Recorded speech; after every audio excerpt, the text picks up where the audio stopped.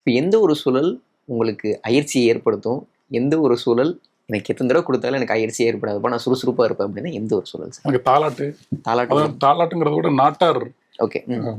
நாட்டார் வட்டாரம் சொற்கள்ல பாடல் எழுத ரொம்ப பிடிக்கும். ரொம்ப போர் அடிக்கிற மாதிரி இருந்தா இன்னும் ஒண்ணு அவள பாட்டுன்னு எழுதலன்னு நினைக்கிறேன். ஏதாச்சும் ஒரு சூழல் கொஞ்சம் தான் எழுதியிருக்கேன். அதனால ஓகே.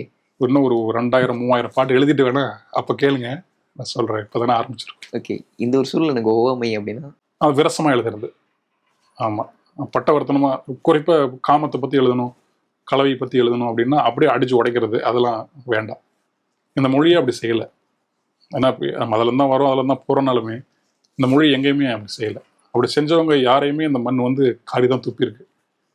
அப்படி ஒரு மண்ணில் அப்படி ஒரு அழகான மொழி. கண்ணதாசன்லாம் வந்து இலைமறையில் அதெல்லாம் மண்ணில் போட்டு புதைச்சி தான் சொல்லுவார். நமக்கு புரியும் இல்லையா? அந்த ஒரு இது இருக்கிற ஒரு மண்ணில் அப்படி உடைச்சி சொல்கிறது எனக்கு பிடிக்கிறதே இல்லை. அப்பயுமே நையாண்டி படத்தில் ஒரு பாடல் அந்த மாதிரி எழுதிட்டேன். அது ஜிப்ரன் நான் லெவலில் காப்பாற்றி விட்டார். கார்த்திக் இது ரொம்ப வெளிப்படையாக தெரியுது அப்படின்னு. அப்படி தப்பிக்க வச்சவங்களும் இருக்காங்க. ஆமாம், அது ஒன்று தான்.